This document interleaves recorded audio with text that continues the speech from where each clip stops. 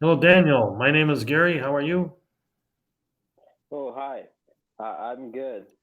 How about you? I'm doing very well. Looks like you're a, a Lewis Hamilton fan, huh? You race car enthusiast? You like racing? Yes, I am. Okay, I saw that. Yeah. I suppose you're calling from Brazil? Yes, I'm from Brazil. All right. And what do you do? You seem relatively young. Are you a student? I No, I'm only work. I'm a cashier, and I'm 24 years old. Okay. And so what are your plans? Are you gonna, or what do you do the cashiering at? I'm a cashier in a supermarket Okay. for I think for about 3 years. It's my first job. Okay. First job. And you've been doing it for 3 years. So now, what's it like? Now you know the prices in Brazil, right? I mean, Yes. you ring everything up. How's things going? Is the prices getting more expensive? Are things? Because I hear a lot of Brazilians complaining about how it's getting more expensive every day. Inflation is going up. Do you notice that at the cash register? Yes. Uh, all those things are very expensive now. After the pandemic, you know, things are almost the double of the price. You know, so it's very hard to buy things now. You need to spend a lot of money. Yeah, I guess so, huh? So you say they're double before. So before the pandemic, they were half the price they are now, right? Yes, some of the things are some of the things are still more expensive than that. For example, oil.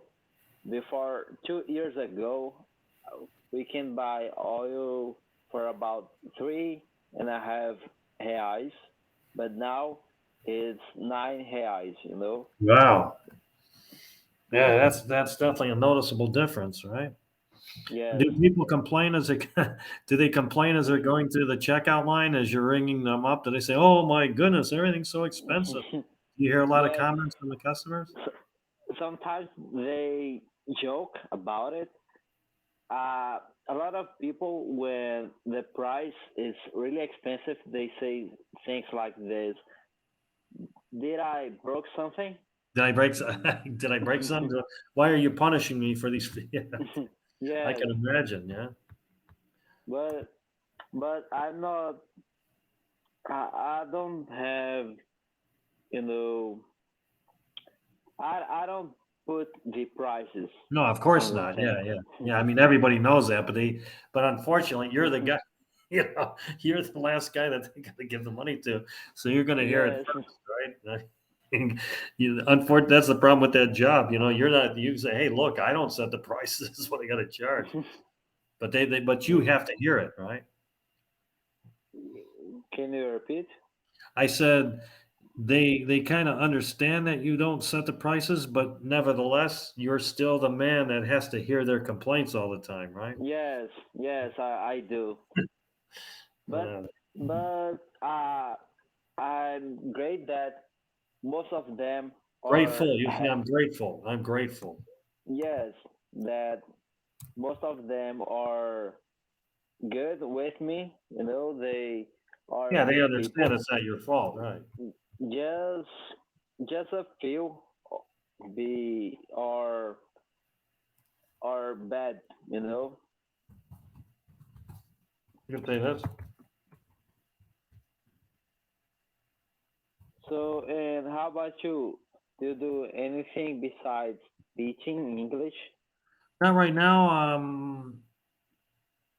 I used to teach academic English. I used to teach at a university in the Gulf area in the Middle East several years ago. And then we went to Cuenca, Ecuador, where I taught mixed groups of students. And now I'm currently in New York City, where I teach mostly immigrants. In fact, I have several Brazilian students in my class that immigrated from Brazil. They're now living in the U.S. That's great. Yes. I hope to go to another country someday. It's one of the things why I'm studying English. I want to travel a lot, but I need to save money to do that, Yeah. Yeah.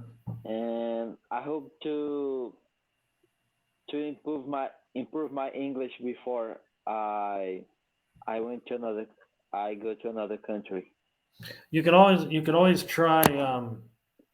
Where would you like to go? Because what you could do, I'm going to put this up on a board because you're so young, and maybe you could use some help with ideas. You could look for volunteer work in various countries, right? All right. Uh, Hang on. Now, one thing you can do, I'm not exactly pro-Israeli or anything, but for example, you can work on a kibbutz in Israel. You can go to Tel Aviv, and then that's that way you don't have to spend so much money, and you get some experience. You hang out with people from other countries.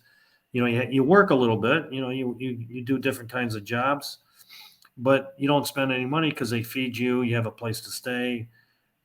They give you a little bit of money to buy, some beer, maybe some of your toiletries like shaving stuff or soap and shampoo. So you might want to look into volunteer work in various countries doing different things if you want to travel. You won't Yes. spend so much money. I'm going to search for that. I the two countries I want to go the most are Australia and South Africa. Yeah, if you get a chance, try to go to Cape Town. I heard Cape Town was just a great Yes. town. I heard Cape Yes, Town's a very I saw a lot of pictures from the city and it's beautiful. yeah. I worked with a woman that spent time in Cape, not a lot, but she said she was just amazed. It was one of her favorite places. I've never been there myself, um, but I've been hearing great good stories about Cape Town. A little dangerous though, but then again, if you're from Brazil, you can do anything, right? Um, what was I going to say? Uh, yeah, that's one possibility.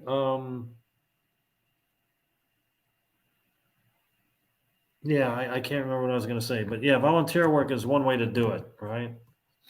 All right. But just check, depends on what you want to do. Now, no, oh, that's what it was. Australia, you could always do fruit picking to travel around within, right? Australia, I don't know about now. This is a long time ago. Check out fruit picking in various areas. It's not very glamorous work, but you get to work with people and get to know. Check out fruit picking. They often hire people that are Food picking. non-Australians. Yeah. Okay, I'm going to search for that.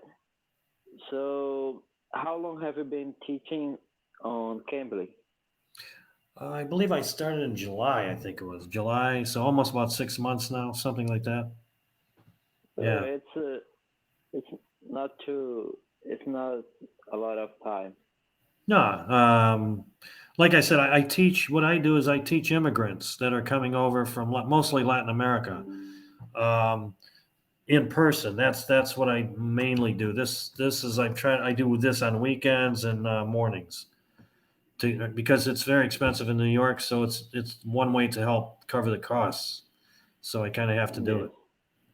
that's But great. it's a nice way to meet. It's a nice way to make a little bit of money. It's not really hard. Yes, It's interesting talking to people like you, right? I get to yes. get to I really like to talk with a lot of teachers from different parts of the world. You know, so I was having a lot of classes, and I had some teachers from South Africa, Costa Rica, United yeah. States. So it's great to have conversations like that to know new new countries, to know new people. So it's very great. I really like to have classes like this. Yeah. Well, I'm glad you enjoy them in there, and we do, or at least I do. I do my best in trying to help students improve. You know, like if you want to work on a certain area of the language, I can do that.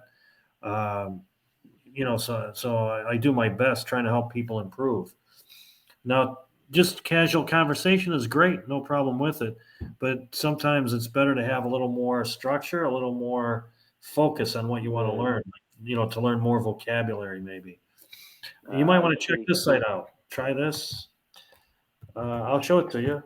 I always, I'm obsessed with this website. I think it's a great website for students. Oh, seriously. Wait a minute. I got to share the screen. Deep Sorry. English. Yep, it's Deep English.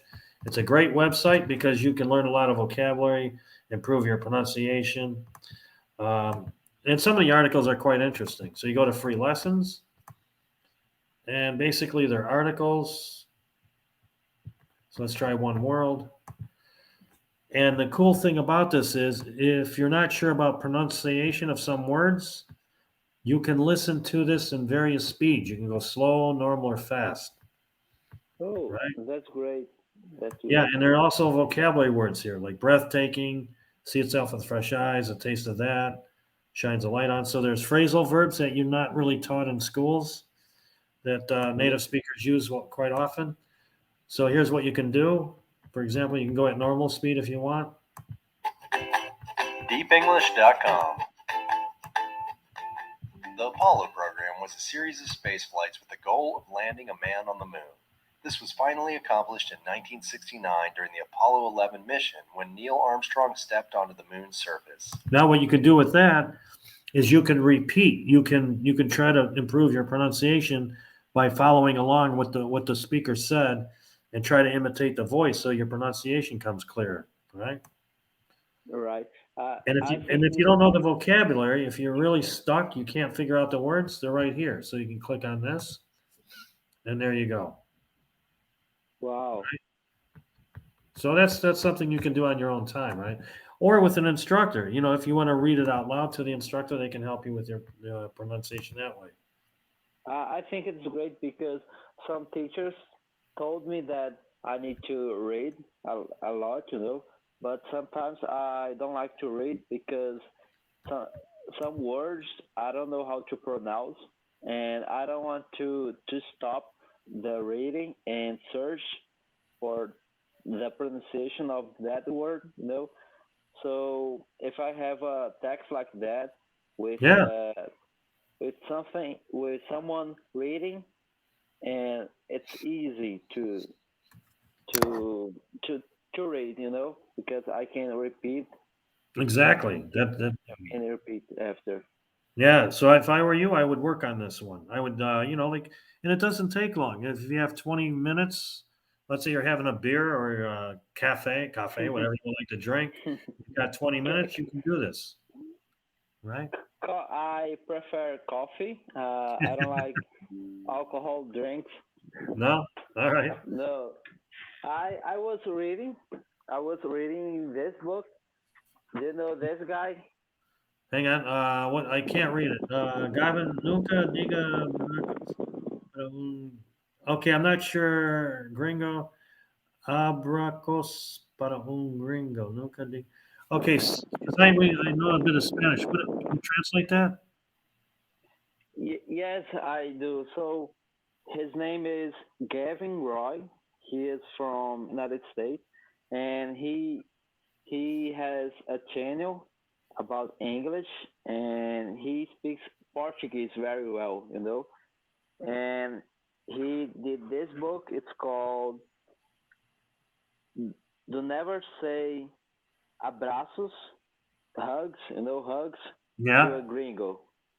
Never say hugs to a gringo. Why not? Yeah, because in Portuguese we always say, during the conversation, in the end of the conversation, hugs.